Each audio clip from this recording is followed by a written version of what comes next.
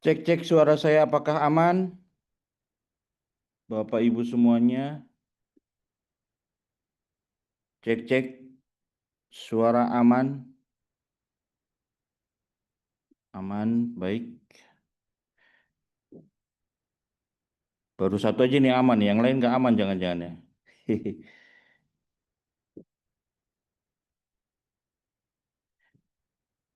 Baik, Bismillahirrahmanirrahim. Kita mulai saja kajian kita pada malam hari ini. Assalamualaikum warahmatullahi wabarakatuh. Alhamdulillah aman ya. Alhamdulillahirrahmanirrahim. Wassalatu wassalamu ala Sayyidina Muhammadin wa ala alihi wa sahbihi ajmain amma ba'd. Alhamdulillah segala puji syukur senantiasa kita panjatkan kehadirat Allah Subhanahu wa taala yang mana limpahan nikmatnya yang diberikan kepada kita semuanya, wabil khusus nikmat iman, nikmat Islam, nikmat umur yang panjang, nikmat kesehatan dan juga nikmat kesempatan hingga kita masih bisa berkumpul dalam kajian mengembangkan harta halal pada malam hari ini. Alhamdulillah meski lewat media Zoom. Salam dan salam senantiasa sampai kita sampaikan kepada junjungan Nabi besar Muhammad Sallallahu Alaihi Wasallam, pada para keluarganya, para sahabatnya, para pengikutnya yang tetap setia istiqomah memegang risalah beliau hingga akhir zaman, dan mudah-mudahan kita termasuk di dalamnya. Dan tentu saja kita juga selalu berharap mudah-mudahan kita juga mendapatkan syafaat beliau di yaumul akhir kelak. Amin ya robbal alamin.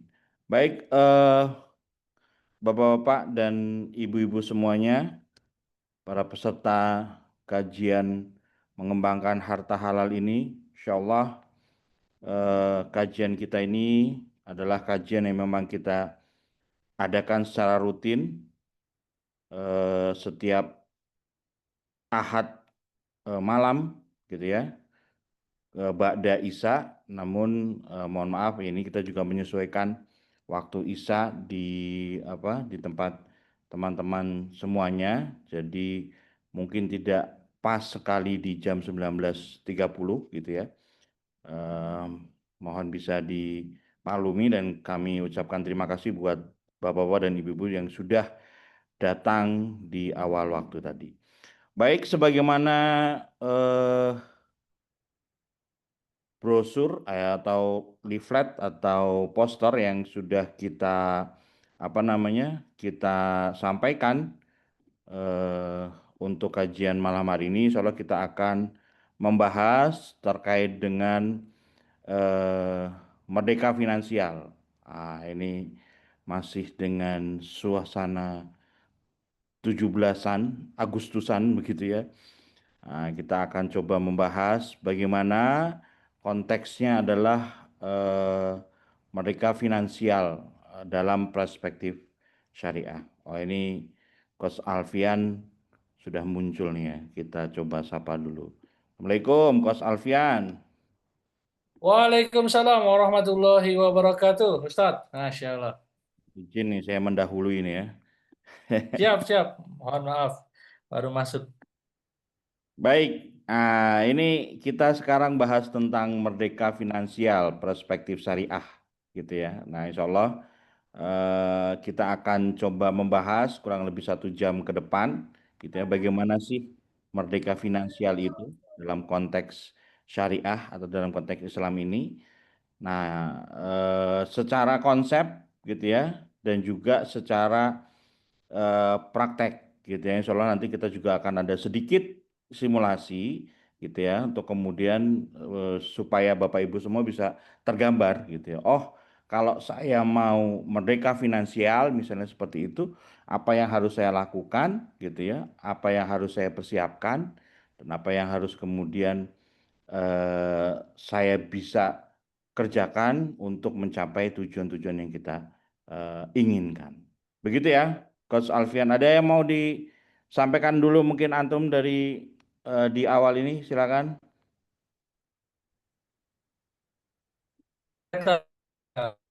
Slide saya keluar.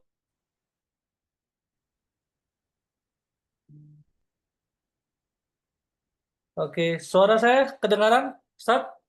Iya, tadi agak sedikit putus-putus tapi sekarang kedengaran. Oke, kita mulai aja. Bismillahirrahmanirrahim. Assalamualaikum warahmatullahi wabarakatuh.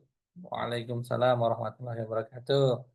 Alhamdulillahirabbil alamin, asyhadu alla ilaha illallah wa asyhadu anna Muhammadar Rasulullah.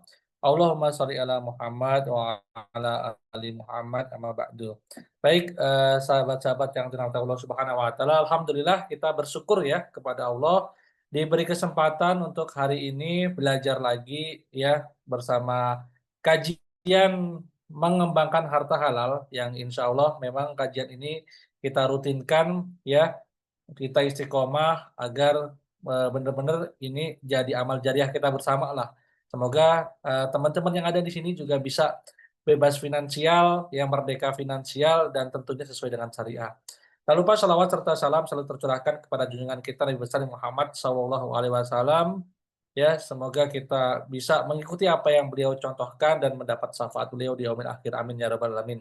Baik, teman-teman yang dirahmati Allah Subhanahu wa taala ya. Hari ini kita temanya spesial banget karena kita ngobrolin tentang tema merdeka finansial ya. Cuma memang ini disclaimer ya, ngomongin merdeka finansial ini memang beda dengan kemerdekaan yang mungkin dipahami saat ini mungkin, oleh ya barat gitu. Jadi bukan bukan yang kita pahami bebas finansial ya dengan sesuai dengan barat, tapi ini benar-benar memang bagaimana kita bisa bebas finansial yang sesuai dengan jalan yang diridhoi oleh Allah Subhanahu wa taala. Tentunya itulah yang kita harapkan ya. Jadi, konsepnya memang ya merdeka finansial ini menurut syariat ini nggak sama konsepnya dengan financial freedom yang mungkin beberapa literasi ya kita dapatkan dari buku-buku yang kita pelajari mungkin ya di toko-toko buku atau kita dapat sharing-sharing dari para influencer ya. Dan memang beda banget nih financial freedom ala barat yang sering diartikan memang dengan kebebasan ya. Kebebasan atau melakukan apa saja tanpa bekerja bisa bebas finansial, menghalalkan berbagai cara. Nah, bedanya apa sih? Nah, bedanya kalau di Islam ya, teman-teman, setiap nikmat ini adalah amanah. Jadi, apapun yang kita dapatkan ini, ya, baik itu berupa kenikmatan berupa harta, finansial, bebas finansial, keluangan waktu, ya kan, kemudian keluangan tenaga, pikiran, ya itu adalah amanah. Ya, kita memaknainya adalah amanah dan setiap amanah ini akan ditanya. Nah, ini yang membedakan kita memang, apa ya namanya, tidak benar-benar bebas, tapi memang terikat kepada hukum-hukum syariat, ya. Yang mana, ya kemarin sering banget kita ulang-ulang karena ini sangat-sangat penting ya, teman-teman ya. Karena ini hadis, yang memang fundamental buat kita yang lagi mengembangkan harta kita di jalan yang halal. Karena ini di padang mahsyar nanti akan ditanya nih, ya, tidak akan bergeser kedua kaki seorang hamba pada hari kiamat hingga ditanya tentang apa umurnya dia habiskan, ilmunya bagaimana dia amalkan, dan hartanya bagaimana diperoleh ya dan untuk apa dibelanjakan. Nah, khusus harta ini ya, menariknya teman-teman, khusus harta ini memang pertanyaannya langsung dua. Jadi dari mana dapetinnya dan untuk apa dibelanjakannya akan kita pertanggungjawabkan, akan ditanya amanah ini. Ya, cara dapetinnya halal atau haram, rezeki ini kan rezeki bisa dapat rezeki yang halal atau haram, ya. Dan kalau udah dapet, nah untuk apa nih dibelanjakannya? Jadi bagaimana mengalokasikan ya kan dana atau finansial yang sudah kita dapat, ini juga akan ditanya untuk apa dibelanjakan, termasuk tubuh kita untuk apa digunakan ya. Dan ya spiritnya kalau kita ngomongin spirit Islam ya, Nabi Muhammad SAW itu pernah bersabda bahwa ini potongan dari hadis ya, sebaik-baik harta adalah harta yang halal. Jadi kalau kita ngomongin harta ya, itu ada yang haram, ada yang halal. Tapi sebaik-baik harta itu tentu dari jalan yang halal dan dimiliki oleh orang-orang yang soleh. Dalam artian di sini adalah orang-orang yang bertakwa, ya, yang mau menjalankan perintah Allah dan meninggalkan semua larangannya. Nah, kalau saya sendiri mentadaburi ya, merdeka finansial versi saya ya, ini tadabur saya ya. Itu bisa terjadi ketika Ya, pertama kita bisa bebas dari riba karena akan ada zaman di mana semua orang akan terkena riba, kalaupun tidak kena akan kena ya debu-debunya dan zaman itu sekarang. Ya, kayaknya tidak ada yang tidak terbebas dari riba di hari ini ya, luar biasa. Kalau kita bisa bebas dari riba ya, kemudian bebas dari akad-akad yang batil, yang tidak sesuai syariah, termasuk bebas utang yang mengikat, ya alhamdulillah itu luar biasa. Itu nikmat yang sangat-sangat luar biasa di hari ini. Ya di tengah krisis, di tengah era kapitalisme, ya dapat nikmat ini sangat-sangat luar biasa. Jadi dalam artian tidak lagi terjerat cicilan riba, ya pinjaman yang konsumtif, ya atau tekanan-tekanan hutang yang memang memberatkan. Ini nikmat yang luar biasa. Yang berikutnya adalah ketika kita cukup hartanya nih, baik untuk kebutuhan pokok, ya untuk kehormatan kita, ya akhirnya bisa hidup tenang, ya. Karena memang rezeki yang luar biasa adalah ketika kita bisa tenang, ya. Rezeki itu berkah, barokah, ya bertambah kebaikan. Bisa untuk menafkahi diri sendiri, ya keluarga, ya sesuai dengan syariat, tanpa harus ya bergantung kepada orang lain. Nah ini kata kuncinya, makanya ada doa yang luar biasa ya, yang bisa dipanjatkan Rasul ya, agar kita tidak bergantung kepada orang lain, hanya bergantung kepada Allah Subhanahu wa taala, termasuk bab untuk rezeki ini. Karena kita ini nggak dihisap karena nggak punya rumah, teman-teman tidak akan dihisap kalau teman-teman nggak ditanya, "Kenapa nggak punya rumah?" Semasa hidup itu nggak ditanya. Tapi kalau ngotot beli rumah pakai jalan riba, ya itu masalah besar di akhirat. Jadi nggak ditanya, nggak punya rumah, nggak punya motor, ya itu nggak di apa ya, nggak ditanya itu. Tapi kalau kita mendapatkannya dari jalan yang tidak sesuai Allah Subhanahu wa taala, wah insya Allah itu masalah tuh di dunia dan akhirat. Ya, berikutnya adalah ya ketika kita punya cash flow yang halal, stabil, passive income lah. Makanya kemarin di kajian yang berikutnya adalah gimana sih idealnya sebenarnya sebagai pengemban dakwah ini kan waktu saya diskusi sama Ustadz Ihsan ya bagaimana kita ini punya passive income ya. Jadi benar-benar ya punya multiple passive income malahan. Jadi passive income yang nggak cuma dari satu sumber tapi dari berbagai sumber ya itu sangat-sangat luar biasa. Ya idealnya jadi investor lah. Nah makanya di kajian ini goals-nya itu adalah bagaimana kita ini semua bisa jadi investor. Jadi goals dari kajian ini adalah kita itu nantinya jadi investor. Ya, kenapa? Karena kalau bisnis ya, saya ngerasain bisnis jatuh bangun dan lain sebagainya. Memang nggak semua orang ditakdirkan untuk bisa jadi juragan bisnis misalnya, ya. Memang Allah ngasih ada yang jadi pekerja, ada yang levelnya ya manajer, ada yang levelnya emang staff, ya, ada yang levelnya mungkin cuma supervisor dan lain sebagainya, bukan cuma ya, tapi ditakdirkan oleh Allah Subhanahu wa taala memang beda-beda ya. Tapi kalau jadi investor, ya insya Allah ya asal punya uang, insya Allah bisa bisa invest. Dan menariknya sebenarnya investasi yang halal dan sesuai syariah itu ternyata ketika kita praktek ya kemarin bersama Ustadz Ihsan berbagai sektor termasuk mengunci resiko, bagaimana minim resiko, ternyata untungnya bisa lebih besar daripada kita masukkan ke ya yang goror, maisir dan riba yang tidak jelas itu atau pasar non real. Ternyata di pasar sektor real ya pertama dana umat ini bisa berputar, ya kedua memang berkah ya bertambah kebaikan.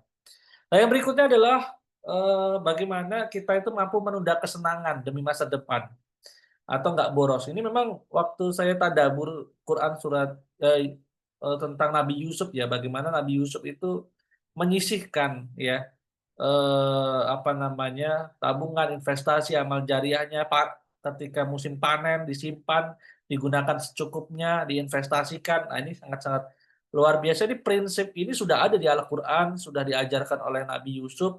Memang ada masa-masa di mana masa krisis, ya. Makanya ketika kita pada masa yang memang lapang, itu ya udah Pak, secukupnya, jangan boros ya, jangan boros, tetap ada namanya dana yang dialokasikan ke dana darurat, ya, atau ada dana-dana yang diposkan kepada tujuan investasi. Sekarang kalau apa ya, kantong-kantong gitu bisa loh kalau kita bikin amplop-amplop dulu kan kita manajemennya manajemen amplop ya kalau seorang financial planner tuh bikin ya. Sekarang kayak misalnya kita kemarin saya nyoba pakai Jago Syariah ya, bank online, itu kita bisa bikin kantong utama, kemudian kantong utama kita bisa bikin kantong dipisah-pisah untuk tujuan finansial. Ini kantong untuk pendidikan anak, ini kantong untuk wakaf, ini kantong untuk sedekah, ini kantong untuk, misalnya umroh ya, perjalanan spiritual. Oh ini kantong untuk, nantinya apa namanya, jalan-jalan dan lain sebagainya. Itu ternyata bisa dibikin kantong-kantong seperti itu. Dan kita belajar untuk bagaimana menyisihkan itu di awal, ya, jangan nunggu ya kalau ngomongin nunggu duit sisa, nggak sisa-sisa. Selalu ada aja kebutuhan tuh, nggak tahu ya kebutuhan sama keinginan tuh tahu-tahu yang tadinya nggak butuh nyekrol, eee TikTok, dia kan jadi butuh dan sekarang di era di mana orang yang nggak butuh-butuh banget jadi butuh, ya itu memang dosa marketing ya. Aduh, saya marketing itu kadang khilafnya di situ, bikin orang yang tadinya nggak perlu-perlu banget jadi perlu, ya. Walaupun memang ya, apa namanya, kita sendiri memang nggak boleh boros karena itu ayat-ayatnya jelas banget. Ya itu di Al-Quran dijelasin, ya jangan kita boros, boros itu temannya setan, ya kan. Nah, mau nggak berteman sama setan? Jangan mau ya. Nah kemudian yang kelima, merdeka finansial itu kaya itu bukan ketika kita banyak memiliki sebenarnya. Memiliki oke, iya memang harus memiliki dulu sebelum, tapi bagaimana kita bisa berbagi dan memberi tanpa takut kekurangan. Dan ini yang memang saya lihat, apa ya, hampir semua sahabat Nabi, ya itu, mereka punya financial planner yang bagus. Ketika mendapat harta, mereka membagi hartanya ini, ya minimal banget tuh menjadi 3 ya. Sepertiga dia, untuk nafkah, ya keluarganya, sepertiga dia masukkan lagi ke kebun atau ke investasinya dia, ya sepertiga lagi dia sedekahkan. Ya, makanya tetap kalau di Islam ya sedekah, wakaf, ya zakat dan lain sebagainya. Karena emang, saya ngerasain sedekah itu efeknya luar biasa, untuk apa ya, termasuk psikologi kita ketika kita apa ya, sedekah itu kan merasa berkelimpahan, merasa, bukan orang yang menjadi kekurangan, orang yang suka berbagi itu memang, feel-nya itu akhirnya jadi orang yang memang kaya gitu. Nah, berikutnya adalah yang keenam, itu bagaimana menjadikan harta ini sebagai jalan ibadah. Ah, jadi bukan tujuan utamanya bukan di harta ini, menumpuk harta ya. Bukan bagaimana kita menumpuk harta terus pamer kita punya Alphard, kita punya rumah mewah dan lain sebagainya, enggak. Lebih ke bagaimana harta ini menjadi jalan kita ya untuk bisa beramal jariah, bisa haji. Karena haji juga lumayan ya, haji plus berapa sekarang 300 jutaan kan. Ya. Eee, minimal-minimal lah haji reguler kan 50 juta ya kan. Bisa sedekah, wakaf produktif ya kan. Ya, termasuk membangun usaha itu kan butuh modal atau wakaf produktif itu butuh butuh modal. Nah, di sinilah paling enggak 6 ini ya yang, saya tadaburi ketika kita dapat 6 ini, wah udah masya Allah, ini nikmat sekali ya teman-teman ya. Tapi jangan sampai kita ini jadi orang yang muflis ya teman-teman ya. Ini muflis itu apa sih? Bukan muklis ya, kalau muklis itu ikhlas. Kalau muflis itu adalah orang yang bangkrut di akhirat. Waduh, bangkrut. Jadi, eee sahabat tuh pernah, bertanya, apa namanya, Rasul tuh pernah bertanya pada seorang sahabat gitu kan, "Tahukah kalian siapa orang yang muflis atau orang yang bangkrut itu?" Kemudian sahabat menjawab, "Dari kalangan kami, orang yang muflis itu orang yang bangkrut itu orang yang nggak punya dirham atau nggak punya harta benda." Nabi bersabda, "Ya orang yang muflis di antara umatku," ini umatnya Nabi Muhammad ya berarti, "adalah ya, ialah seorang yang kelak di hari kiamat atau nanti di hari pembalasan, ya, itu datang lengkap dengan membawa pahala." Jadi muflis ini orang ini bukan orang nggak punya pahala ya, ini orang berarti orang beriman ya. Jelas dia bawa pahala. Pahalanya apa? Pahalanya sholat, zakat, puasa, naik haji, pokoknya rukun Islam tuh pahalanya, digarap semua gitu. Di samping itu ternyata bersamaan dengan itu, dia juga bawa dosa. Nah, dosa berupa apa? Berupa makian kepada orang lain, menuduh orang lain, berzina, atau menumpahkan darah, memukul, menyiksa orang lain, ya mengambil, hak orang lain, ya kan. Nah, atau, apa namanya, harta orang lain diambil gitu kan, dengan jalan yang tidak benar, atau menzolimi orang lain, lalu diberikan pada orang itu sebagian pahala kebaikannya dan juga pada yang lain, ya. Sewaktu kebaikannya udah habis nih, ternyata pahalanya udah ditimbang, dosanya lebih besar daripada pahalanya nih, eee, dosa kepada orang lain ya, bukan dosa kepada Allah ya. Maka diambillah dosa-dosa mereka itu dan ditimpakan kepada dirinya, kemudian habis itu dilempar di neraka. Hadis riwayat Muslim, Ahmad, dan lain-lain. Jadi, dicuci dulu. Jadi kan besok itu di akhirat tuh ada 3 orang yang menyesal, ya, orang yang berat penyesalannya, ya, itu ya diwakili ya paling berat penyesalan diwakili oleh orang-orang yang mati dalam keadaan syirik, kafir, munafik, ya kan. Itu munafik, kafir, syirik itu masuk, ke dalam neraka hum fiha khalidun, kekal di dalamnya.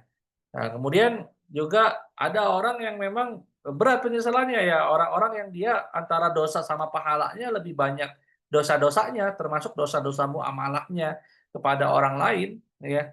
Dicuci dulu nih, tapi nanti masuk surga juga walaupun ya namanya dicuci di akhirat ya, eee neraka itu kan paling ringan itu kan seperti pakai sendal terobak terbuat dari bara api, ketika dipakai sendal itu otak ini mendidih. Waduh, saking dahsyat itu siksa yang paling ringan itu. Ya jangan tanya yang paling berat lah. Padahal kan dosa-dosa muamalah sangat-sangat luar biasa, ya. Nah, kemudian ada yang paling ringan penyesalannya. Ternyata orang-orang beriman yang masuk surga juga nyesel. Nyesel kenapa nggak dari dulu sedekah lebih banyak, nggak wakaf lebih gede, ya kan. Nggak setiap hari sedekah subuh, itu nyesel gitu, teman-teman. Ya.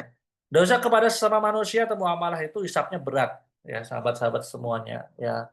Jadi, barang siapa yang punya kezaliman kepada saudaranya mengenai harta dan kehormatannya, maka nanti akan minta dihalalkan tuh, di hari pembalasan, di hari tidak lagi berguna dinar dan dirham, di mana akan diambil pahala amal kebaikannya untuk membayarnya.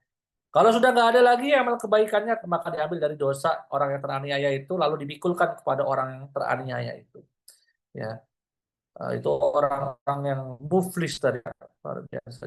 Jadi jangan sampai kita jadi orang yang muflis. Ya termasuk ya dosa yang memang langsung nggak ditangguhkan ya, itu sebelum hari kiamat ya, setiap dosa akan, diakhirkan, ditunda balasannya sama Allah ya, sampai hari kiamat, kecuali nih orang-orang yang zolim nih, durhaka kepada orang tuanya termasuk, yang ngambil waris dan lain sebagainya, memutuskan silaturahim, saudara ke saudara-saudara yang punya hubungan rohim, termasuk ke saudara-saudaranya yang lain, Allah akan menyegerakan di dunia sebelum kematiannya menjemput. Waduh, sebelum kematiannya menjemput, ini azabnya langsung disegerakan, ya. Ya intinya problematika umat saat ini luar biasa ya teman-teman, mulai dari terjebak riba ya. Riba sendiri banyak banget dari sebenarnya kan riba itu kan ada tambahannya, dari hutang yang bertambah, ya hutang yang mendatangkan manfaat bagi pemberi utang, utang merugikan yang berhutang, ya adanya denda telat bayar misalnya nanti, jual barang yang belum dimiliki, ya sekarang banyak sih, termasuk adanya, eee, online-online ini ya, pinjaman online, ya paylater, ya, kemudian, eee, kombinasi sama judol, termasuk bank konven, kartu kredit, asuransi, di koperasi juga harus hati-hati. Walaupun nggak semua produk koperasi, itu, atau bank itu haram ya, maksudnya dilihat per akadnya. Pegadaian ya, waduh saya di Bogor ini setiap hari itu kalau memandang jalan tuh pasti ada pegadaian tuh pasti ada. Pegadaian tuh banyak banget itu. Ya, tukar uang ya dengan, jumlah yang tidak sama, bisa MLM, ya, dan lain sebagainya. Termasuk leasing ya, leasing. Nah, termasuk di investasi konvensional nih ya, yang mungkin perusahaannya go IPO itu dicek lagi hati-hati perbankan, pasar saham, obligasi, reksadana, asuransi, termasuk Bitcoin ya, pinjol, belum lagi kasus bunuh diri ya, luar biasa. Ini ironis ada 5 keluarga memutuskan bunuh diri bersama karena terlilit utang. Wah, Masya Allah. Terlilit utang, pegawai bank gantung diri, pegawai bank ya. Rumah mau disita karena utang, wanita berjilbab tak nekat bunuh diri. Ya. Dan padahal riba ini dosanya luar biasa. Ya. Dosanya gede banget ya, menantang perang Allah dan Rasulnya, termasuk riba ini ada 73 pintu dosa ya. Waduh, luar biasa ya. Paling ringannya aja itu seperti menzinai ibu kandung sendiri. Itu yang paling ringan. Ya, nggak usah tanya yang paling berat. Paling berat tuh seperti kita tuh nantang perang sama Allah dan Rasulnya. Siapa sekarang yang berani bawa pasukan nantang perang Allah dan Rasulnya? Nggak mungkin menang kan? Nah, ini sangat-sangat luar biasa. Jadi itu dia bukan di hadis, itu benar-benar di Quran yang ngomong. Maka jika kamu tidak mengerjakan meninggalkan sisa riba, maka ketahuilah bahwa Allah dan Rasulnya akan memerangimu. Makanya dosa riba itu ngeri banget ya. Paling ringan aja seperti menzinai ibu kandung sendiri. Ya, nah memang ya ini enggak, riba ini ada masalah sistemik, ada masalah yang memang parsial. Kalau satu dua orang itu kena riba, itu masalahnya masalah parsial. Tapi kalau hampir seluruh dunia ini makan riba, hampir seluruh negara di dunia ini itu kena riba, berarti itu emang ya nggak bisa diselesaikan eh, individual aja, memang harus sistem ya. Jadi luar biasa ya. Jadi itu eh, teman-teman ya. Jadi eh, sebenarnya ini dari tanggung jawab negara juga karena memang warga ini kan sebenarnya punya kewajiban untuk memenuhi kebutuhan sendiri ya dengan kerja sama dagang. Nah, negara itu juga sebenarnya harus menyediakan lapangan pekerjaan. Itu banyak di literasi muslim ya. Termasuk ya ketika ada kondisi individu yang tidak sanggup bekerja atau kerabat ya yang tidak bisa memenuhi kebutuhan pokoknya ya balikin lagi ya. Nanti kan ditanya ini ada saudara yang bisa nanggung nggak? Kalau nggak ada ya balik lagi ke negara ya. Makanya dalam kondisi seperti itu memang apa ya, zakat itu sangat luar biasa harus dikelola oleh Baitul Mal negara bukan Baitul Mal swastanan gitu. Yang mana itu untuk memenuhi tadi kebutuhan-kebutuhan pokok masyarakat ketika memang kondisinya memang luar biasa. Termasuk zakat sebenarnya zakat apa namanya termasuk pajak ya yang lagi rame nih kan. Sri Mulyani menyamakan pajak dengan zakat dan wakaf ya gitu kan. Pajak ini memang dalam syariat Islam tuh ada dan memang hanya diambilkan ketika kondisinya daruriyat, darurat dan memang diambilkan ke orang-orang tertentu, orang-orang kaya saja. Ya, makanya ini luar biasa memang sebenarnya pentingnya memang kita belajar syariat Islam itu ya termasuk masalah finansial ini secara memang menyeluruh. Karena kalau ngomongin syariat Islam ya kita kan diperintahkan untuk belajar syariat Islam ini kan secara kafah. Ayatnya kan jelas. Ya ayyuhalladzina amanu khulu fis silmi kafah wala tatabi'u khutuwati syaiton innahu lakum aduwwum mubin. Wahai orang-orang yang beriman, memang seruannya kepada yang beriman, yang yakin sama Allah Subhanahu wa taala, yakin akan perintah dan larangannya, masuklah kamu ke dalam Islam ini secara menyeluruh. Nah, kalau kamu nggak masuk ke dalam Islam menyeluruh, hati-hati nih. Dan kalian janganlah ikuti langkah-langkah setan. Ya, setan tuh punya langkah-langkah luar biasa tadi dari pakai pinjol, pakai ya kredit apa gitu, ya. So, setan tuh musuh yang nyata bagi kalian. Jadi nyata banget. Dia tuh musuh dan nyata. Ya, kelihatan banget ya kerusakan yang disebabkan oleh setan. Ingat ya, setan tuh ada dua, minal jinnati wanas, dari golongan jin dan juga manusia. Ya, jadi menyesatkan sekali. Makanya kita harus belajar, Islam itu ternyata mengatur 3 dimensi. Dimensi pertama mengatur antara hubungan makhluk dengan Sang Pencipta, masalah akidah, masalah ibadah, itu diatur cara sholat, zakat, puasa, naik haji, termasuk bagaimana hubungan manusia dengan dirinya sendiri, cara makan, cara minum, berpakaian, yang kecil-kecil aja diatur ya.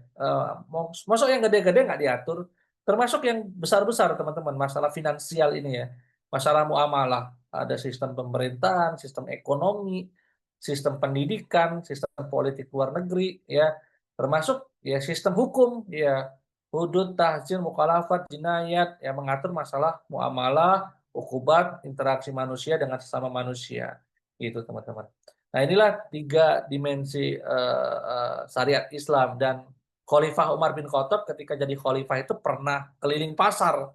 Jadi tidak boleh kalian ini jual beli di pasar, tidak boleh investasi dulu nih, gitu kan. Kecuali benar-benar telah paham fikih muamalah.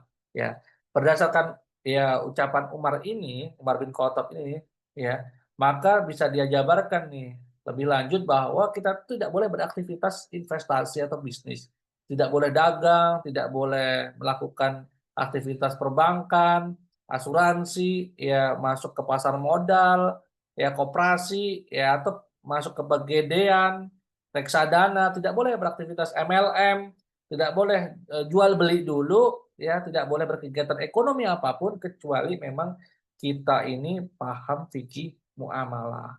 Disinilah pentingnya kita di kajian ini bareng-bareng nih belajar untuk tahu dulu, berilmu dulu sebelum beramal. Termasuk teman-teman yang punya cita-cita jadi investor. Saya juga aslinya seorang marketers dan konsultan.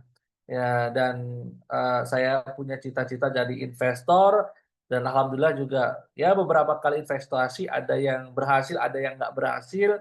Dan alhamdulillah punya sekarang banyak berdiskusi sama partner Kang Ihsan ya, Ustadz Imut, untuk bagaimana sama-sama nih kita berbagi ya biar teman-teman yang pengen punya cita-cita jadi investor ini benar-benar nggak salah masuk nih. Jangan sampai investasinya udah nyari duit susah ya kan, akhirnya jadi bangkrut, muflis. Ya, jangan sampai. Itu aja dari saya pembukaannya, Kak Ustadz Ihsan. Jadi itu ya, merdeka.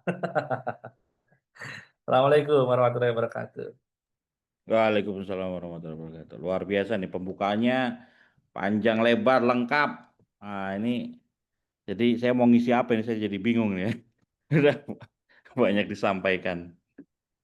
Baik, mungkin nanti saya akan coba ya di apa di akhir pembahasan saya nanti kita akan simulasi Bapak Ibu semuanya supaya kemudian tergambar secara teknis gitu ya terkait dengan eh, finansial independen atau merdeka finansial ini tentu dengan perspektif syariah gitu ya, perspektif Islam sesuai dengan apa yang tadi sudah dijabarkan lumayan eh, panjang dan cukup lengkap oleh Coach Alfian. Baik, mungkin saya nggak tahu nih, mudah-mudahan nggak terlalu panjang juga. Baik, financial independent. Sebelumnya perkenalkan mungkin Bapak Ibu di sini ada yang belum kenal ya, ada beberapa yang baru hadir. Nama saya Ihsan Mutakin, saya sekarang tinggal di Bogor. Pendidikan saya S1 saya di IPB Bogor, kemudian S2 saya di UIN Syarif Hidayatullah Jakarta, dan kemudian saya mengambil sertifikasi Register Islamic Financial Associate atau RIFA, atau orang sering menyebutnya dengan Syariah Financial Planner, tadi sempat disinggung-singgung Coach Alfian ya. Walaupun saya pribadi sekarang lebih suka disebut dengan syariah financial partner, gitu ya. Jadi saya itu adalah saya lebih ingin gitu ya, lebih suka membersamai Bapak Ibu semua yang ada di sini untuk apa? Untuk bisa membantu Bapak Ibu semuanya ataupun keluarga Bapak Ibu untuk mencapai tujuan-tujuan keuangannya gitu ya, dan memastikannya secara halal, semuanya itu insya Allah halal dan juga berkah serta sesuai syariah.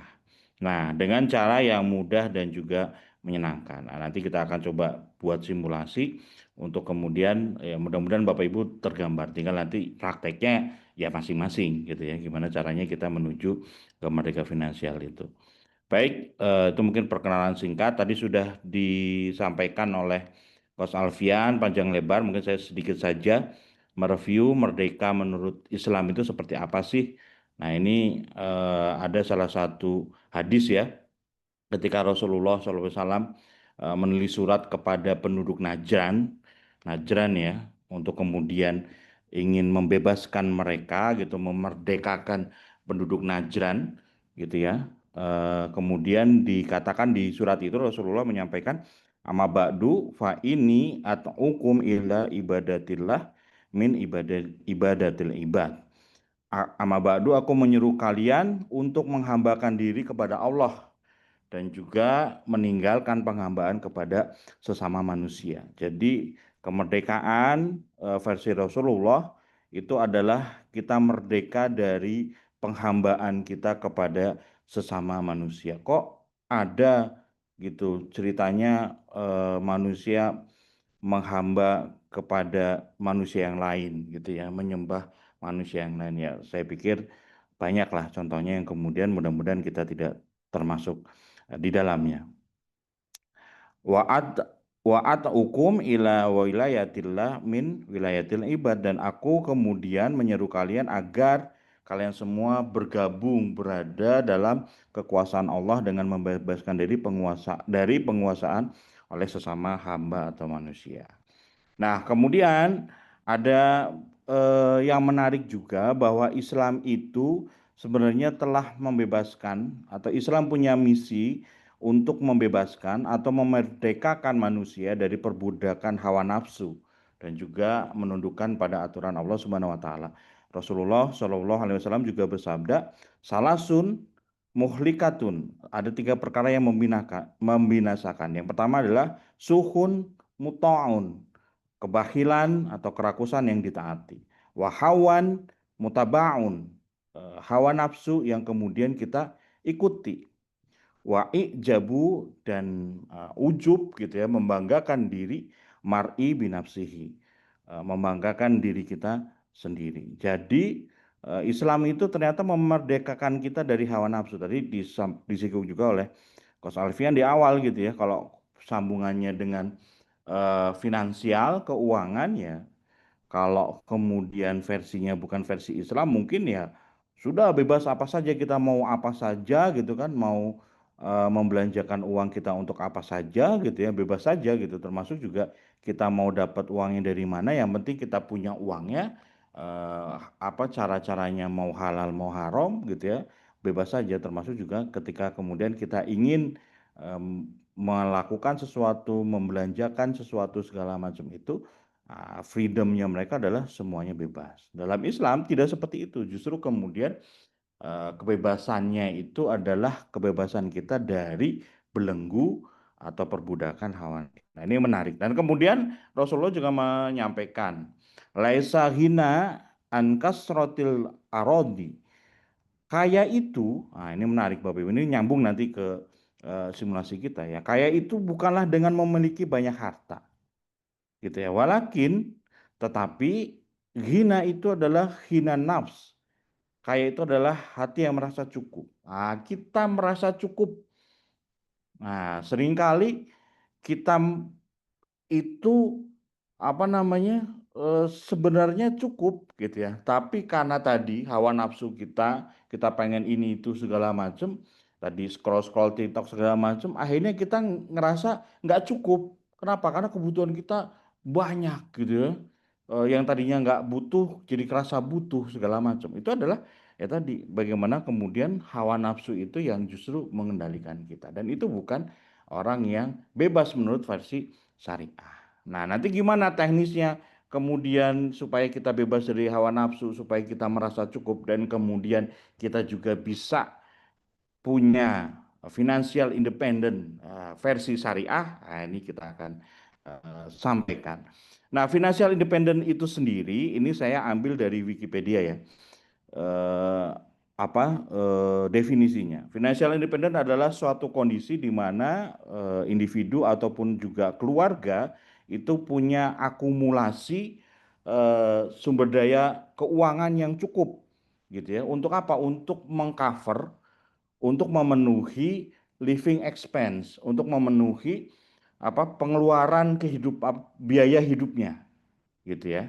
Tanpa dia tanpa dia tergantung dari aktif employment, dari pekerjaan aktif atau aktif income bahasa sederhana kita ya, to earn money, untuk kemudian dia mendapatkan uangnya. Maka kemudian ada 3 poin di sini yang kita perlu tekankan. Yang pertama adalah bagaimana kemudian kita bisa financial independent itu adalah kita bisa memenuhi living expenses kita, bisa memenuhi kebutuhan kehidupan kita atau kebutuhan atau biaya-biaya bulanan kita.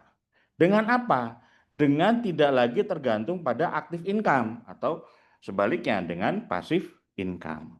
Nah, yang kemudian eh, finansial passive income itu kita pakai dari uang yang memang kita siapkan. Financial resource-nya yang kemudian kita pakai untuk finansial atau passive income itu sehingga hasil dari passive income itu bisa menghidupi atau memenuhi living expense kita. Maka kemudian kita bahas satu-satu. Living expense, berapa sih? Nah, pertanyaannya kan berapa sih kebutuhan eh, hidup kita gitu. Berapa kehidupan hidup kita. Nah, ini yang kemudian tadi nyambung di depan. Kalau kemudian kita ngikutin hawa nafsu, mungkin kita juga ya sebesar-besarnya begitu kan, sebanyak-banyaknya uang yang kita punya itulah kebutuhan kita. Padahal kalau kemudian kita kita cermati lagi, kita secara pribadi misalnya kita coba hitung-hitung lagi, apalagi kemudian kita merasa cukup, oke lah saya cukup misalnya hidup dengan 10 juta saja, misalnya begitu. Itulah living expense kita.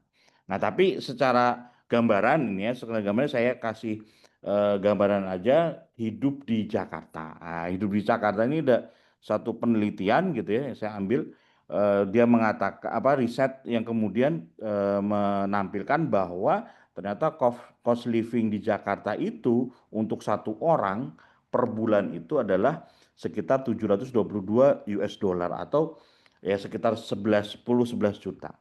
Nah, kalau kemudian tanpa sewa, ini dengan sewa ya. Jadi asumsinya dia tinggal ngontrak begitu ya. Dia sewa ngontrak itu baik ngontrak rumah atau ngontrak apartemen atau apapun itulah. Dia ngontrak itu ada sekitar 10 sampai 11 juta. Nah, kalau kemudian tanpa ngontrak, nah ini cukup besar ternyata ya karena pengurangannya bisa setengahnya gitu ya. Hampir setengahnya. Jadi mungkin sekitar 5 juta 6 jutaan gitu ya. Nah, berarti ternyata memang rentnya tadi itu, kontraknya itu dan fasilitas yang ada di dalam itu adalah di angka 5 6 jutaan. Nah, foodnya sendiri untuk makan itu mungkin di sekitar 3 sampai 4 juta, transportasinya 53 dolar itu tidak nyampe 1 juta rupiah. Nah, ini kemudian rata-rata di penelitian itu ya. Apa kemudian standar rata-ratanya seperti itu? Nah, kemudian di sini dikatakan pendapatannya atau gajinya rata-rata di Jakarta itu adalah 7 juta 490 500 kali 16 itu kan hampir 8 juta ya. Ini berarti rata-rata di atas UMR ya. UMR Jakarta kan di 5 jutaan. Ini ada di 8 jutaan. Nah, 8 juta kalau kemudian dengan dengan kontrakan tadi memang ternyata masih nggak cukup ya. Kontrakannya 10 juta, 11 juta, uangnya ada 8 juta. Nah, ini kemudian yang jadi tantangan kita bagaimana kemudian kita bisa mencukupkan diri. Misalnya apa ya? Berarti ya memang masuk akal akhirnya kan banyak orang yang bekerja di Jakarta itu ternyata tinggalnya tidak di Jakarta karena untuk nyewa saja itu luar biasa mahalnya, apalagi beli rumahnya kan mungkin sudah tidak terjangkau lagi untuk sebagian besar orang. Maka kemudian dia melipir gitu ya, rumahnya ada di Bogor, Depok, gitu ya, Tangerang segala macam. Untuk kemudian dia bisa memenuhi kebutuhannya. Nah, ini gambaran saja. Nah, sekarang berapa kebutuhan biaya hidup kita selama 1 bulan di keluarga kita. Nah, silakan Bapak Ibu bisa menghitungnya, menentukan untuk kemudian nanti kita akan hitungkan gitu ya, berapa modal yang kita butuhkan gitu ya untuk kemudian bisa kita masukkan ke passive income gitu ya sehingga kemudian dari passive income itu bisa menghasilkan atau bisa mengcover biaya living expense kita ini atau living cost kita ini.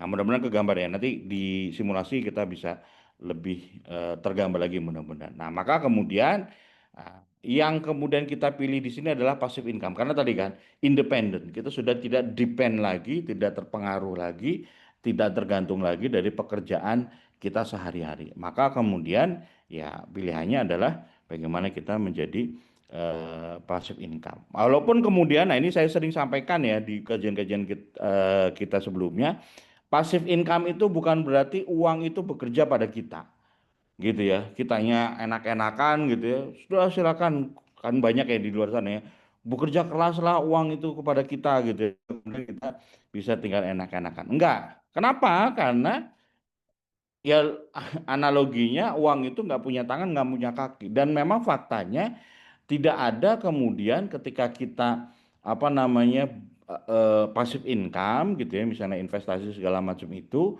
apalagi secara syar'inya, kemudian tiba-tiba uangnya sendiri yang menggandakan dirinya, uangnya sendiri yang mengembangkan dirinya, nggak ada. Yang ada adalah ya kita invest ke mana. Nah, kalau kita sering rekomendasikan kan kita ke sektor real, jadi jelas kita invest ke tetangga kita yang buka warung gitu ya. Kita punya uang 100 juta, kita invest ke sana, kemudian dibuka apa dijalankan di bisnis warungnya sehingga kemudian ada bagi hasil tiap bulan misalnya berapa 10 juta. 10 juta kita bagi hasil misalnya 50-50 misalnya atau 30-70 atau berapa sesuai dengan kesepakatan. Itulah yang kemudian kita dapatkan. Artinya memang secara Islam gitu ya, ketika kita bicara passive income maka harus ada gitu ya bisnis real gitu atau aset fisik yang real yang kemudian itu kita kembangkan dari uang kita gitu ya. Nah, oke, nanti di belakang mungkin saya juga akan tampilkan contoh-contoh yang ada sebelum-sebelumnya kita sudah sampaikan. Tapi setidaknya, nah ini kita masuk ke simulasi.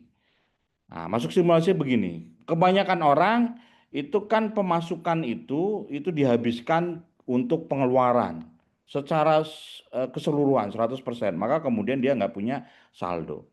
Nah, kalau kita mau kemudian masuk atau berusaha berikhtiar untuk punya financial independent, katakanlah seperti itu, maka kemudian mau nggak mau gitu ya, harus ada saldo. Artinya apa? Makanya sering sebelum-sebelum ini di kajian-kajian baik hari Ahad malam ini ataupun kajian Sabtu Ba'da subuh ya, saya sering apa ngisi juga di sana. Itu saya sering sampaikan bagaimana caranya pemasukan kita itu harus lebih besar dari pengeluaran. Untuk apa? Salah satunya untuk ini supaya kemudian kita punya saldo, yang saldo itu kita akan kembangkan. Nah, kita kembangkan untuk menjadi margin gitu ya. Yang margin ini menjadi penambahan pemasukan, menambah pemasukan kita. Gitu ya. Syukur-syukur nanti kemudian saldonya membesar membesar sehingga margin ini bisa menutupi pengeluaran kita. Nah, kalau kemudian dari yang kita kembangkan ini sudah bisa menutupi pengeluaran kita, maka ini yang disebut dengan financial independent tadi. Mudah-mudahan bisa diikuti ya sampai di sini. Nah, kemudian kita coba pertanyaannya adalah lalu seberapa banyak uang yang harus kita kumpulkan gitu ya untuk kemudian kita bisa membiayai, bisa mengcover loss apa cost living kita atau living expense kita tadi itu. Nah, kita simulasi. Kalau kemudian ini misal ya, misal saja gitu ya, kita punya pendapatan 5 juta gitu ya. Kalau yang tadi biasa itu kan kita semuanya habiskan gitu ya. Udah kalau pendapatan 5 juta berarti ya kebutuhan kita juga 5 juta gitu ya. Maka kemudian nggak ada apa namanya? Nggak ada saldo lagi.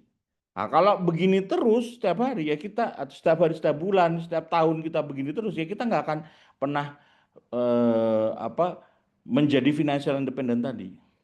Lalu apa yang kita lakukan kalau kemudian kita punya pemasukan 5 juta supaya kita mau jadi financial independent? Ya mau nggak mau harus dikurangi pengeluarannya. Jangan 5 juta lagi. 4 juta misalnya ini ya. Ini simulasi misal aja nih ya. Secara sederhana aja. Faktanya tentu nanti mungkin akan disesuaikan dengan teman-teman. Nah, ketika kemudian kita sudah punya pemasukan 5 juta, kita cukupkan. Nah, ini lagi kata-kata apa namanya? Kuncinya adalah kita cukupkan pengeluaran. Kita hanya 4 juta saja. Maka kemudian kita punya saldo 1 juta. Nah, tinggal, 1 juta itu kita kembangkan di mana? Gitu ya. Nah, tadi kalau kita di kajian kita, tadi yang menarik juga ada yang di grup kan. Apakah kita bahas saham dan lain-lain? Enggak. Kita enggak bahas saham dan lain-lain. Itu udah kita sampaikan sekilas sebenarnya ya. Kenapa kemudian kita tidak masuk ke sana di pertemuan sebelumnya. Atau mungkin nanti ke depan kita juga akan bahas. Nah, maka kemudian ya satu-satunya jalan adalah kita kembangkan di sektor real. Misal ya, ini misalnya adalah kemudian tadi kita apa namanya kita bagi hasil dengan tetangga kita gitu ya, maka kemudian kita mendapatkan margin 10% dari investasi kita. Misalnya begitu. Maka kemudian berapa yang kita dapat? 100.000. Nah, 100.000 ini kemudian menjadi apa? Menjadi penambahan pemasukan kita di bulan berikutnya. Tapi jangan begini Bapak Ibu semuanya, kadangkala atau bahkan seringkali gitu ya, ketika kemudian kita merasa pendapatan kita sudah naik, maka kita pun merasa bahwa kebutuhan kita juga naik. Nah, kalau begitu itu problem. Kenapa? Karena ya balik lagi kita nggak akan punya saldo yang berkembang gitu ya. Kalau misalnya 5,1 kemudian ini 5,1 lagi ya udah habis. Selesai, kita nggak bisa ngembangin lagi duitnya. Maka kemudian kita cukupkan saja tadi. Tetap aja toh sebenarnya kebutuhan-kebutuhan kita itu kan dari bulan ke bulan nggak meningkat. Ya kan? Kecuali misalnya kita punya anak lagi misalnya dari anak satu jadi anak dua misalnya begitu kan, atau ya kalaupun anak beranjak dewasa kan juga nggak drastis gitu ya, nggak bulan ini sekian tiba-tiba bulan ke depan itu sekian kali lipat kan, nggak begitu juga gitu. Maka kemudian pengeluaran itu kita cukupkan, kita patok aja misalnya 4 juta. Maka kemudian kalau pemasukannya bertambah tapi kemudian pengeluarannya tetap, nah kita dapat saldo yang lebih kan jadinya kan 5,1 kurangi 4 jadi 1,1. Nah, yang 1,1 kita kembangkan lagi. Misalkan dapat 10% lagi, misalkan ya, tapi ini kita jangan jangan buat pasti ya 10% ya, nanti takutnya malah jadi riba kan. Kita memastikan mematok di awal. Ini simulasi aja. Kemudian kita berhasil mendapatkan 10%, maka dari 1,1 kan jadi 110. Nah, 110 itu kan nanti akan nambah lagi ke atas. Nambah lagi kemudian pengeluarannya kita patok, jadi saldo yang kita kembangkan bertambah lagi, bertambah besar gitu ya. Jadi 5,21 juta misalnya begitu ya. Kemudian tetap pengeluarannya 4 juta, maka kemudian saldonya bertambah lagi jadi 1,21 juta, maka kemudian margin yang kita dapatkan bertambah gitu ya. Sampai kemudian kita bisa dapat rezeki misalnya pemasukan kita jadi 40 juta. Dari 40 juta itu kita kembangkan. Nah, ketika kembangkan 10% kan hasilnya 4 juta. Nah, ketika pengeluaran kita tadi atau cost living kita atau expense living kita itu 4 juta, maka ya ini sudah bisa kita cover, kita cukupkan dari margin ini. Nah, kalau sudah sampai sini, ini kita sudah bisa bersyukur, alhamdulillah kita sudah masuk ke gerbang pintu financial independent. Nah, maka nanti memang financial independent itu akan balik lagi tadi ya, akan kemudian bicara tentang berapa pengeluaran kita yang kita butuhkan. Kalau semakin besar pengeluaran yang kita butuhkan, maka akan semakin besar juga modal yang harus kita kumpulkan gitu untuk mendapatkan atau untuk mengcover pengeluaran kita itu tanpa kita harus bekerja aktif income lagi. Nah, catatannya ya, tanpa kita harus bekerja aktif income lagi. Kalau kita masih mau bekerja aktif income ya nggak apa-apa, begitu ya. Nah, berarti itu kita tidak bicara financial independent, begitu ya. Yaitu kita kerja aja aktif income. Nah, untuk lebih jelas mungkin kita akan coba eh, hitung dengan kalkulator ajaib kita. Ini kalau ini kan kalau satu-satu ini dihitungin kan lama gitu ya. Maka kemudian kita buat kita sudah punya kalkulator ajaibnya, nanti kita akan simulasikan. Kalau sebelum-sebelumnya mungkin screenshotnya saja gitu kita tampilkan, teman-teman tinggal lihat hasilnya. Oh begitu. Nah sekarang hari ini, khusus hari ini kita akan simulasikan, gitu ya. Nah buat yang mau dapat kalkulator ajaib ini, gitu ya, nanti insya Allah kita akan bagikan gratis, gitu ya. Tapi khusus bagi peserta eh, investor Muslim Masterclass. Gimana informasinya investor Muslim Masterclass nanti akan disampaikan oleh Coach Alfian setelah ini, setelah kita simulasikan. Kalau mau daftar nanti ke Coach Alfian atau ke apa namanya admin ya setelah kita simulasikan. Nah yang kita simulasikan sebenarnya apa? Nah ini ada satu rumus ya Bapak Ibu ya di luar sana yang kemudian rumus ini dipakai buat orang-orang yang mau punya financial independent. Rumusnya adalah 4% rules. Tapi kalau kita mau kemudian nanti investnya passive income-nya itu ke sektor real, saya pastikan ya 4% rule ini nggak akan kita pakai. Kenapa? Karena 4% itu kekecilan. 4% ini dipakai buat kalau kita mau investnya di saham, kalau kita mau investnya di deposito yang sektor non real. Kalau kita mau investnya di sektor non yang real, insya Allah kita nggak pakai 4%. Menarik apa menarik nih?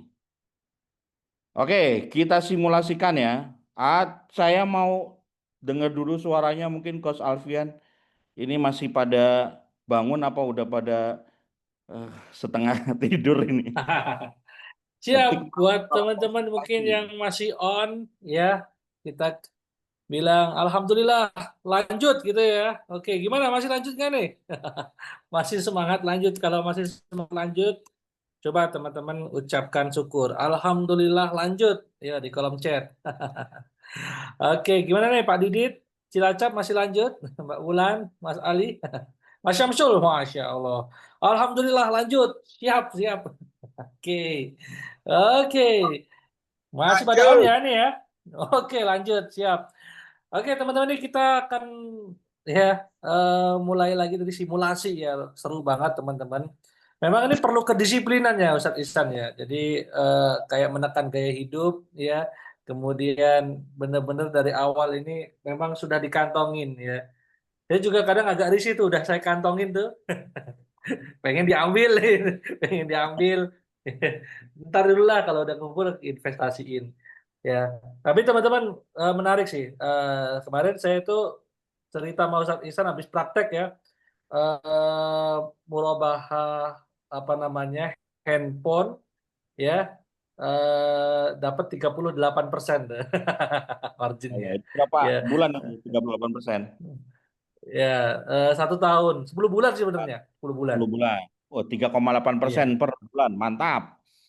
Nah, ya, menarik kan, teman-teman. Jadi Menarik. ternyata bisa kok, ya. Dan resikonya tetap ada resikonya. Ya, cuma alhamdulillah kemarin belajar teman yang NPL-nya itu resikonya cuma 3%. Wah, berarti menarik nih, masih masih oke lah gitu. Ya, Insya Allah menarik kok sektor real. Lanjut Ustaz Ihsan, maka ini pada Insya Lanjut. Allah lanjut semua nih. Oke. Kita pakai rumus yang 4% dulu. Ya, kita pakai rumus 4%. Jadi rumus ini gini, teorinya begini. Jadi, kalau kita mau mengcover gitu ya, kebutuhan bulanan kita itu dengan passive income, maka kebutuhan bulanan kita tadi, misalnya ini 4 juta ya, itu kita kalikan dengan 12 bulan, gitu ya, dikalikan dengan 25. Ya, dikalikan 12 bulan, dikalikan 25. Nah, 25 kali 4 itu kan 100% kan. Nah, 12 ke 25. Maka ketika kita punya kebutuhan tadi, misalnya kita ambil yang tadi ya, kita punya kebutuhannya adalah 4 juta tiap bulan. Maka dana investasi, ini disebut dana pensiun karena kalau kita udah financial independent beneran, kita udah bisa pensiun tuh, gitu ya. Nah, dana investasi kita itu adalah 1,2 M, ya. Saya ulangi, untuk kebutuhan per bulan 4 juta, dana yang kita butuhkan, modal yang kita butuhkan untuk kita investasikan itu adalah 1,2 M. Ya. Oke lah, saya nggak mau investasi, saya tradisional aja, saya kumpulin uang 1,2 M ini. Maka ya silahkan, kumpulkanlah 100 juta per bulan, gitu ya. Kalau kemudian teman-teman mau mengumpulkan itu selama 1 tahun, ya kan? 100 kali 12, 1,2 M, selesai. Nggak usah investasi juga, dapat tuh 1,2-nya. Nah, baru yang 1,2 ini nanti akan kita investkan untuk kemudian bisa mendapatkan 4%-nya. Gitu ya, 4 jutanya. Gitu. Atau kemudian 100 juta per bulan terlalu berat, saya cuma bisa 10 juta per bulan. Oke, kumpulkanlah atau tabung uang 10 juta tiap bulan, tapi selama 10 tahun. Supaya teman-teman bisa punya dapat modal 1,2 M-nya. Nah, tinggal pilih gitu ya. Mau ngumpulin 100 juta per bulan, tapi setahun aja, atau 10 juta per bulan, tapi 10 tahun. Kalau saya nggak mau dua-duanya. Kenapa? Karena saya nggak mau pakai 4% rule ini. Saya mau pakainya 20%. Kenapa? Karena 4% ini itu maksudnya adalah kita nanti akan mendapatkan margin 4% gitu ya dari dana yang kita investasikan ini. Gitu. Nah, kalau sektor real tadi kan Coach Alvin udah bilang berapa? 38%. Itu juga nggak nyampe setahun. 10 bulan doang. Artinya apa? Sebulan itu 3,8%.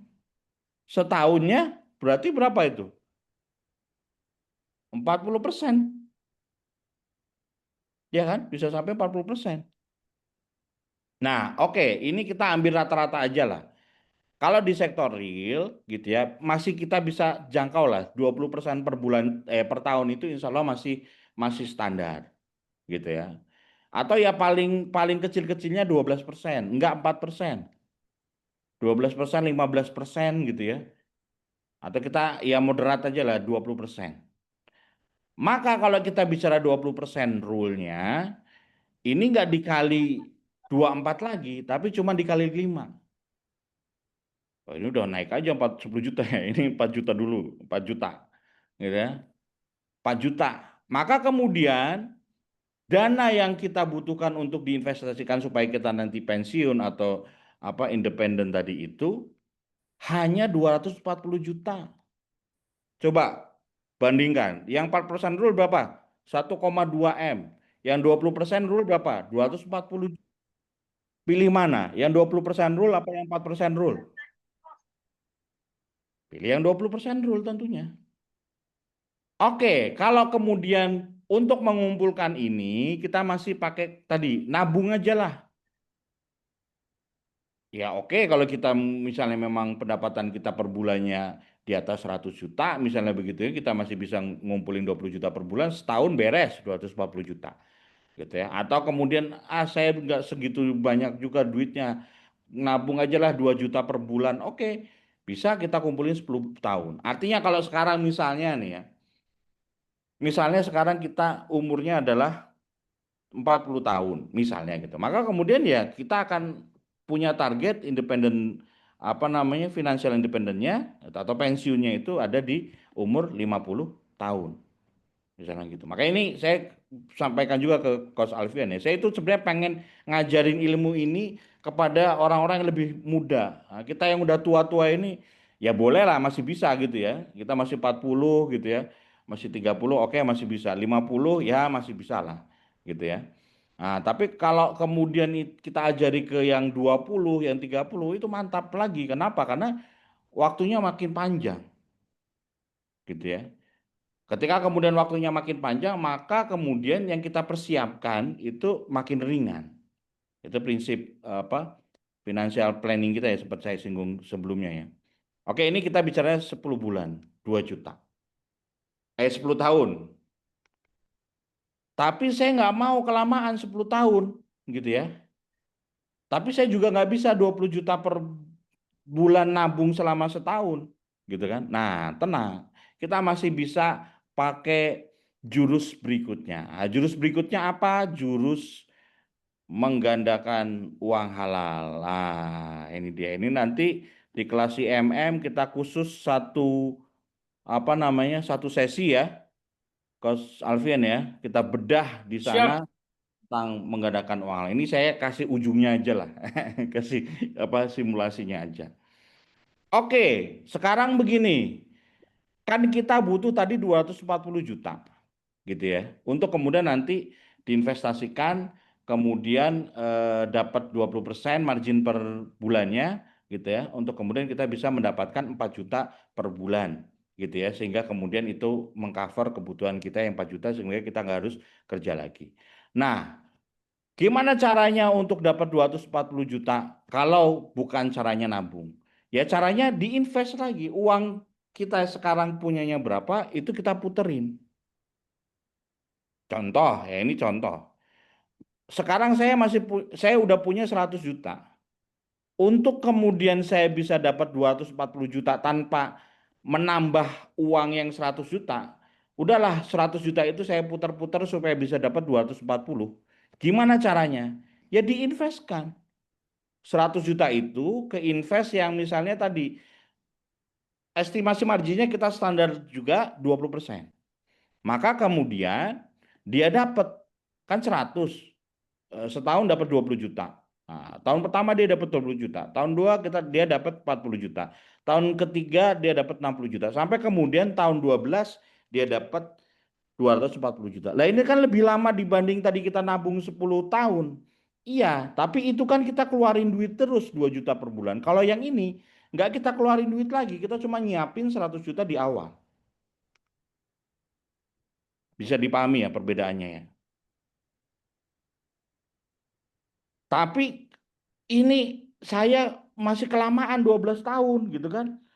Saya pengen lebih cepat lagi kan manusia begitu ya. Kita pengen lebih cepat lagi. Kalau bisa lebih cepat lebih baik gitu ya. Tapi kemudian usahanya atau kemudian modal yang harus kita keluarkan ya tetap aja segitu aja kan gitu. Pengennya kita kan begitu. Bisa nggak? Bisa.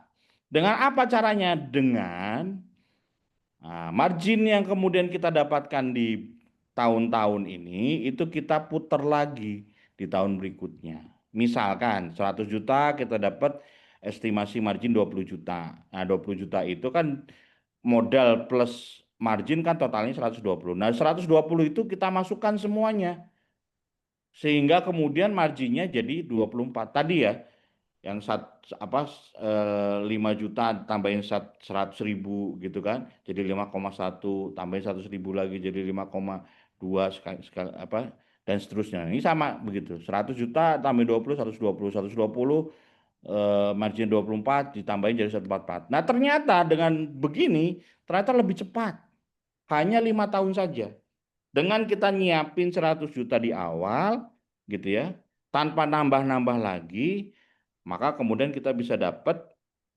eh, dana yang kita butuhkan untuk tadi kita pensiun gitu ya atau untuk independen itu selama 5 tahun. Ya udah, berarti kita rencanakan aja. Oke, sekarang 40, saya punya uang 100 ini 5 tahun ke depan saya invest untuk modalin apa independen saya tadi itu gitu kan sebanyak 240. Jadi yang ini jangan diambil-ambil duitnya gitu ya Coach Alfian ya. Kalau bisa disimpan Siap. di rekening atau ya jangan di rekening ya ini kan diputar gitu ya diputar ketika masuk langsung diputar lagi aja gitu ya jangan disimpan-simpan gitu ya. Kalau udah simpen tuh udah ngeri gitu ya nggak lama kita simpennya. Nah itu untuk kemudian bisa kita putar lagi sampai kemudian 5 tahun. Nah dari sini kita masukin tadi untuk kita bisa dapat gitu ya apa namanya 4 juta per bulan. Kita buktikan ya misalnya kita pakai yang pertama ini kita punya uangnya kan tadi berapa 240 ya 240 kita 20%. Coba berapa kita yang dapat 48 kan 48 gitu ya kalau kita ambil nih langsung tiap tahunnya kita ambil bagi 12 berapa 4 juta kan. Jadi mau kita ambil terus ini udah dapat karena kan ini tetap 240-nya tetap nggak kita ambil. Yang kita ambil adalah si marginnya aja gitu ya. Mudah-mudahan simulasi singkat ini bisa dipahami. Nah, kalau kemudian pertanyaannya, saya kan kebutuhannya bukan 4 juta gitu kan. Saya kebutuhannya itu 10 juta. Ya udah tinggal diutak-atik aja tadi. Gitu kan. Kita ulangi lagi ya. Misalnya nih, misalnya berarti yang kita butuhkan adalah 10 juta gitu ya. Oh, berarti dana yang harus kita siapkan supaya kita bisa independen tadi itu atau retire itu adalah 600 juta. Ya sudah, 600 juta, ada nggak uangnya 600 juta? Enggak. Mau nabung nggak 50 juta per bulan setahun? Atau mau nabung nggak 5 juta per bulan selama 10 tahun? Atau kemudian kita punya dana berapa sekarang untuk kita putarkan biar dapat berapa tadi? 600 juta. Gitu kan? Oh, saya punya punya 100 juta gitu ya. Nah, tinggal kita lihat 600 juta selama berapa lama. Kalau ini nggak di marginnya nggak kita putarkan ya, atau istilah saya itu nggak multiple passive income gitu ya, maka kita dapat 30 tahun. Nah, ini kan memang riskan ya kalau kita baru mulai di 40 tahun gitu ya, untuk kemudian sampai 30 ya udah 70 tahun. Tapi masih mending, mudah-mudahan masih ada umur gitu ya. Kita masih bisa menikmati hari tua dengan 10 juta per bulan kita sampai kita bekerja tadi itu. Tapi ini kan kalau kemudian marginnya nggak kita putar. Gimana kalau marginnya kita putar?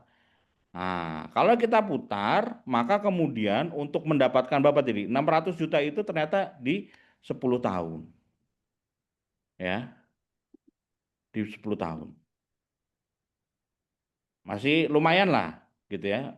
Mudah-mudahan masih ada waktu nih kita untuk kemudian pensiun di 10 tahun, merasakan pensiun di 10 tahun ke depan, gitu ya. Atau kemudian kita pengen lebih cepat lagi, gitu ya. Gimana caranya? Ya udah, kita tambahin aja modal per apa, selain tadi marginnya yang kita masukkan, kita tambahin modal per tahunnya gitu ya. Misalnya modalnya ya nggak usah banyak-banyak lah, berapa nih, eh eh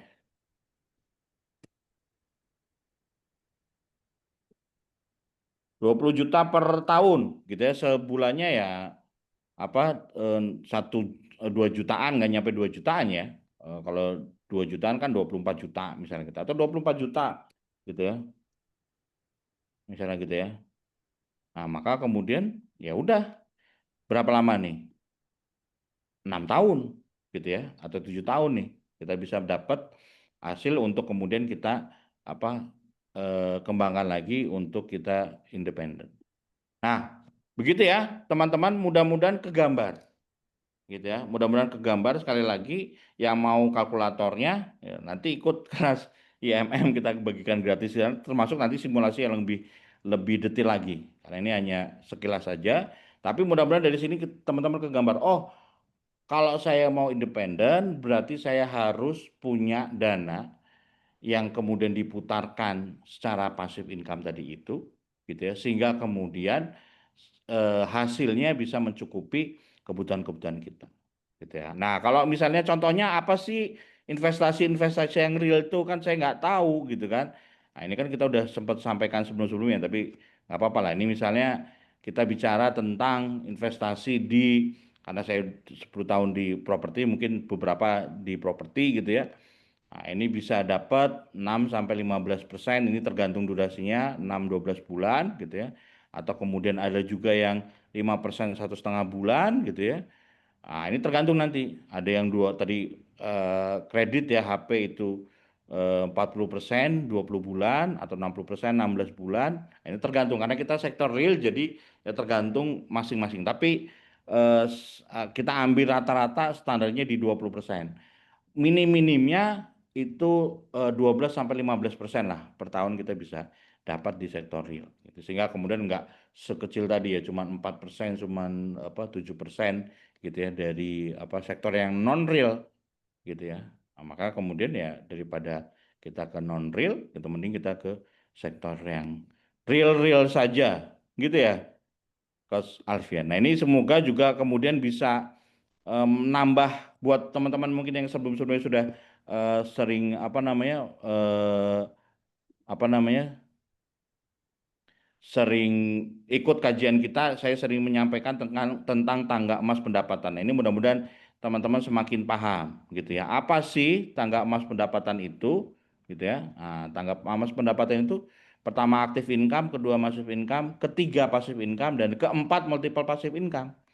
Maka kemudian yang kita rekomendasikan dua saja dari sini, yang masif gitu ya, untuk ngumpulin dana kita lebih besar lagi supaya kita bisa pasif gitu ya. Dan kemudian yang multiple tadi itu apa marginnya kita masukin gitu ya. Walaupun dalam perspektif yang lain juga kita ngumpulin uang gitu ya, pasifnya bukan cuma di dunia, tapi kita juga ngumpulin dana kita untuk pasif income kita di akhirat. Apa itu? Untuk wakaf segala macam. Saya berharap nanti teman-teman juga kalau misalnya sudah mulai pasif income gitu ya, Coach Alfian ya udah mulai tuh tiap bulan menikmati hasil pasif income-nya, nah, hasilnya itu dimasukin lagi gitu ya. Untuk apa? Untuk kemudian diputarkan di passive income yang lain ataupun diputarkan untuk tujuan-tujuan abadi kita. Kalau kita bicara tujuan keuangan, tujuan-tujuan abadi kita yang kemudian jadi tabungan kita di yaumul akhirat kelak.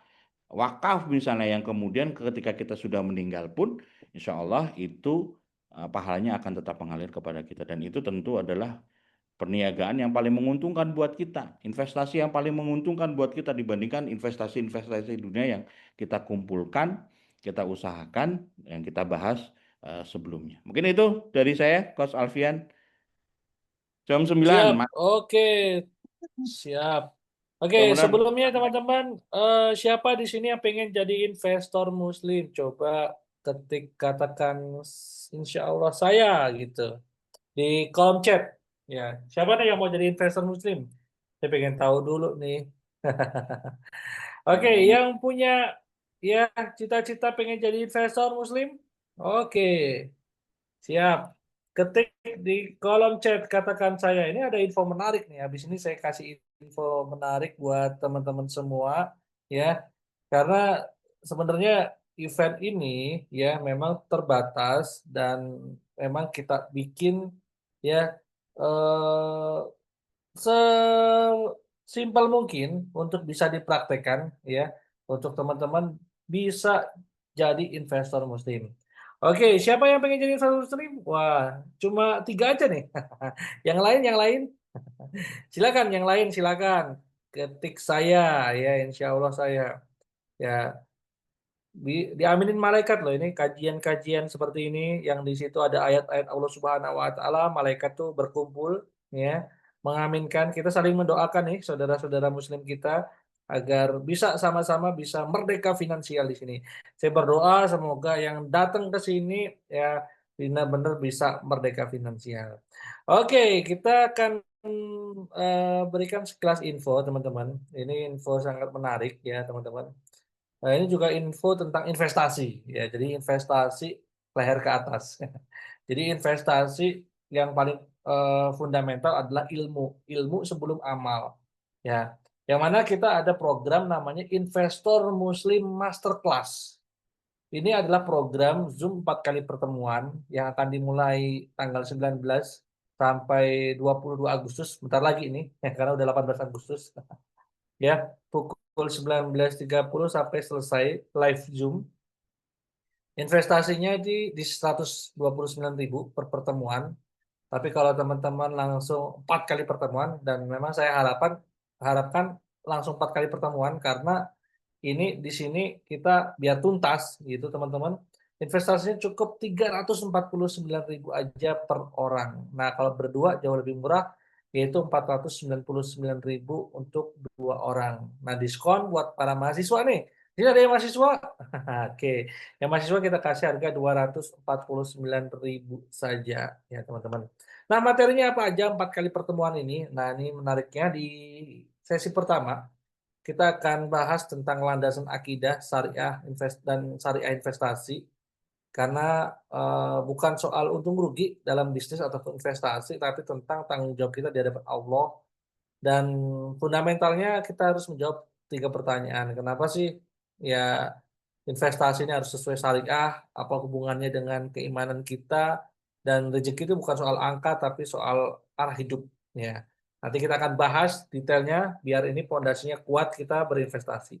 Yang kedua adalah kita akan belajar tentang fikih muamalah. Tadi kan Umar bin Khattab ya sekeliling pasar menyampaikan, jangan kalian investasi dulu, jangan kalian jual beli dulu sebelum tahu fikih fikih muamalah. Ya, yang mana ini fikih-fikih praktis ya yang memang kita gunakan nanti ketika kita bermuamalah ya mulai dari ya akad-akad investasi syariah mungkin murabahah, mudorobah, musyarakah, skema investasi syariah seperti apa. Termasuk kesalahan fatal investor muslim pemula nih, banyak zongnya di mana nih. Nah, kita akan bahas di sesi kedua. Ya, itu. Nah, berikutnya di sesi ketiga, nah kita akan belajar bagaimana formulanya. Nah, tadi kan udah dilihatin, nanti kita kasih Excel-nya, ya, kita teman-teman kita minta praktek, ya, untuk bagaimana mengformalisasikan dulu, ya, teman-teman nih sekarang posisinya di mana, ya, kemudian tujuan keuangannya mau kemana, ya kan? Tahu sadar posisi di mana, kemudian tahu mau kemana ya. Habis itu kita akan formulakan bagaimana menggandakan uang versi teman-teman masing-masing. Ya, di situ nanti kita akan ada formula bagaimana menggandakan uang halal seperti yang tadi teman-teman lihat. Apa aja produknya? Nah, tadi udah di-share yang produk udah pernah kita praktekin ya. Maksudnya bukan sekedar omong-omong, tapi ini benar-benar kita praktekin, baik yang tadi marginnya 20% sampai ke 40%, bahkan sampai 60%, ya ada simulasinya ya teman-teman dan pernah dipraktekin juga semuanya. Ini lebih menarik daripada cuma investasi di sektor non-real yang hanya 4%, ya kan? 4% itu aja banyak orang investasi ke sana. Nah ini kalau kita pakai prinsip syariah, nggak cuma 4%, bisa 2 dapat cuannya ya, di dunia maupun di akhirat. Ya, yang berikutnya nanti kita akan belajar di situ distribusi modal. Nanti bagaimana tadi rotasi asetnya bagaimana, perputaran asetnya, ya, sektor real itu marginnya dan yang minim risiko itu kita akan bahas seperti apa. Termasuk bagaimana strategi bertumbuh dan berkah. Nah, ini yang menarik nih. Tumbuh dan berkah. Karena kalau duit disimpan aja juga habis, ya kan? Kalau mau diputerin, nah muterinnya gimana, kemana, ya circle-nya siapa, yang aman gimana, nah itu nanti kita akan bahas di pertemuan ketiga. Nah, pertemuan keempat teman-teman akan praktek. Kita akan minta teman-teman praktek untuk simulasi di keuangannya masing-masing. Ya, bagaimana simulasi investasi di sektor real. Ya, dan ini memang waktunya untuk eksekusi, bukan cuma ngerti doang. Jadi target kita di sini teman-teman tuh eksekusi, bukan cuma ngerti doang, tapi mulai muterin duitnya di sektor real. Ya, simulasinya mangga, mau properti, mau barang konsumtif ala produksi, ya, atau apapun itu, nanti kita akan kasih pilihan-pilihannya. Nah, nanti kita akan belajar di situ latihan membaca kelayakan investasi. Ini layak nggak untuk diinvestasiin? Dan sesuai nggak dengan profil resiko kita sendiri. Jadi kita ini orangnya apa sih? Ya, profil resikonya seperti apa sih? Nah, kita akan sesuaikan di situ. Nah, berikutnya ada tools nih latihan menggandakan harta halal di sektor reals. Jadi 4 kali pertemuan ini, teman-teman, ini hanya 300 ya 49.000 aja. Teman-teman bisa klik di www.rezekihalal.com/imm ya. Di kolom chat nanti akan disampaikan oleh admin ya. Nanti akan teman-teman dikasih yang belum masuk grup bilang ya. Ada di sini yang belum masuk grup grup kajian yang mengembangkan harta halal. Oke, kalau belum bilang ke admin ya. Silakan yang belum join grup karena nanti kita akan formasikan lewat grup dan hari ini hari terakhir pendaftaran. Jadi silakan teman-teman, ya hari ini hari terakhir pendaftaran, ya. Oke, harganya cukup murah aja 349.000 ya. 4 kali pertemuan ya teman-teman dapat ilmu yang sangat-sangat luar biasa. Ilmu ini adalah rangkuman dari saya dan Ustadz Ihsan berdua ya. Saya sendiri juga lumayan lama praktek untuk investasi ini juga yang sesuai dengan syariah, banyak jatuh bangun. Ustadz Ihsan juga dengan berbagai macam prakteknya. Nah, insya Allah kita simulasikan ilmunya, kita bedah di 4 kali pertemuan kelas Zoom ya, Investor Muslim Masterclass. Oke, silakan teman-teman yang mau daftar silakan di kolom chat ya. Oke. Itu ya teman-teman, itu sedikit infonya ya. Saran saya teman-teman ambil keputusan sekarang karena ya kesempatan tidak datang 2 kali ya.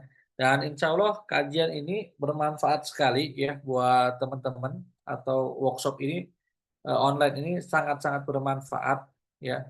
Karena di sini kita akan dapat nanti kalkulatornya. Itu kan yang mahal template-nya itu ya, template kalkulator untuk bagaimana simulasi menggandakan uang halal gitu, teman-teman. Bisa daftar di www.rezekihalal.com/imm. Oke, teman-teman. Silahkan yang tadi ya minat ya untuk ikut kelas silahkan daftar gitu, teman-teman. Oke, itu mungkin Ustadz Iksan closing statement dong. Ustadz Iksan atau ada pertanyaan nih buat teman-teman? Bolehlah kita bukalah beberapa pertanyaan, silakan untuk Tanggapan materi malam hari ini. tanggapan dari feedback dari teman-teman nih kira-kira Tanggapan gimana? boleh, tanggapan, testimoni untuk yang udah ikut beberapa kali atau yang baru ikut, gimana nih materi hari ini? Saya butuh feedbacknya dari teman-teman buat diskusi, ya, biar nggak searah aja. Oke. Adakah teman-teman di sini? Oh, saya tunjuk aja nih. Itu ada Bu Umi itu Silakan. sering. Oke, teman-teman siapa yang mau? Saya butuh tanggapannya nih. Oke, siapa yang mau memberi tanggapan? Kang Anugrah atau Kang Dani mau kasih tanggapan untuk kajian pada malam hari ini? Apakah bermanfaat? Pertanyaan juga boleh, tanggapan juga boleh.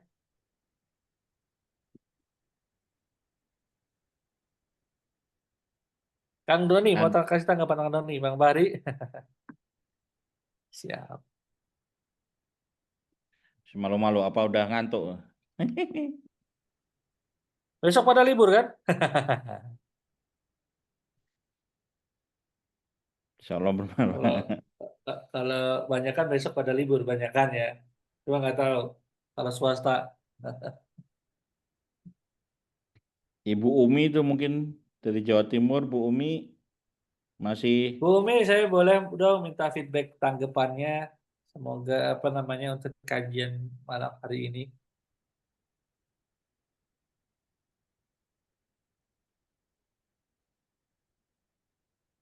Atau Kang Ali Rozak, Kang Adnan. Oke, kalau tidak ada ya teman-teman. Terima kasih banyak sebelumnya sudah istiqomah ikut kajian. Ya, tolong kalau ini memang acaranya bermanfaat, ajak sebanyak-banyaknya teman-teman semua untuk join di grup kita kajian mengembangkan harta halal.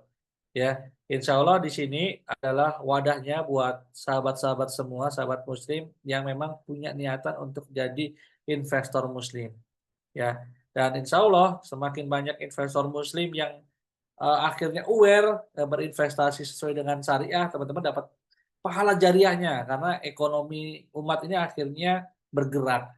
Yang saat ini memang kita lihat ya krisis ini salah satunya adalah ketika uang ini hanya beredar cuma di sektor non real dan juga perbankan saja, sehingga akhirnya uang-uang yang beredar di sektor real ini sangat-sangat sedikit ya mengakibatkan ya banyak krisis, inflasi dan lain sebagainya.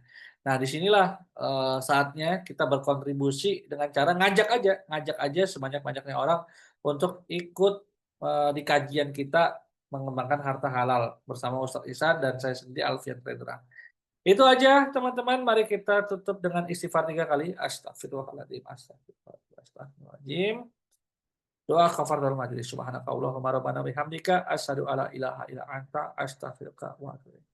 Assalamualaikum warahmatullahi wabarakatuh.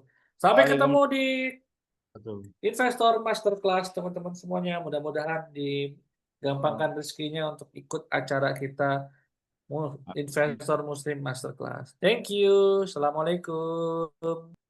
Assalamualaikum warahmatullahi wabarakatuh.